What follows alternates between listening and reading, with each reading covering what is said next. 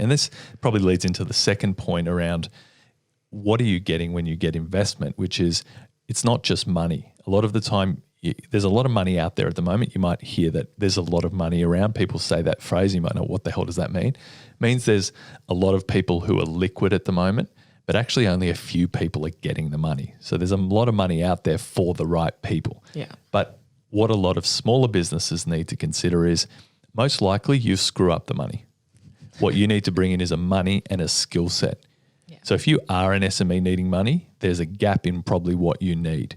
So if you've never had a big win in a business, you should be looking at money that comes with a skill set or some guidance or something that can open doors. Because for us, our strategic investment was more around let's get money or people involved that have money, but not any money. Let's have people that have big doors that can open up to new worlds that we aren't exposed to, because that was actually worth more than the investment because we could self-fund it anyway.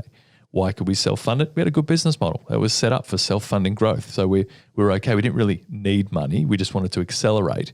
But we knew that the time it would take to open doors that people have built over 30, 40, 50, 60 years, that's money can't buy.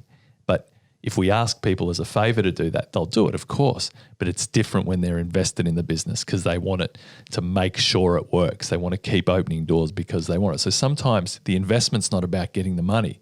The investment is getting the buy-in from the people you want to be on your team. Yeah, and so we did have both sides of that. We did have someone approach us who wanted to invest in the company, but their investment was solely money, versus another group who offered us business learning, progression for everyone in the team, a really great foundation in terms of education, so making everyone better in the business and that idea of opening doors. And again, we were lucky enough that the position that we've always been in is it's been a choice, a yes or a no. It's never been a forced yes or a no, because we were making that decision ourselves to seek investment. And I don't want to interrupt, but I think that's probably too good a point not to. Oh, thanks, Tim. No, but it's too good a point for people out there. If you're seeking investment because you need the money, you're not looking for investment, you're looking for salvation. That's a big difference. Investment is I'm at a point and I want money to go to the next point, and I believe that money will be able to get me there faster. So what you're looking at is paying for the time gap to be shrunken, because more resources means being able to trigger projects faster and get there quicker. Other people who go, I'm just seeking investment, it's because, you've run out of cash. Of course you are seeking investment, but if you don't get it, you're done. And that is a very interesting point because thank you.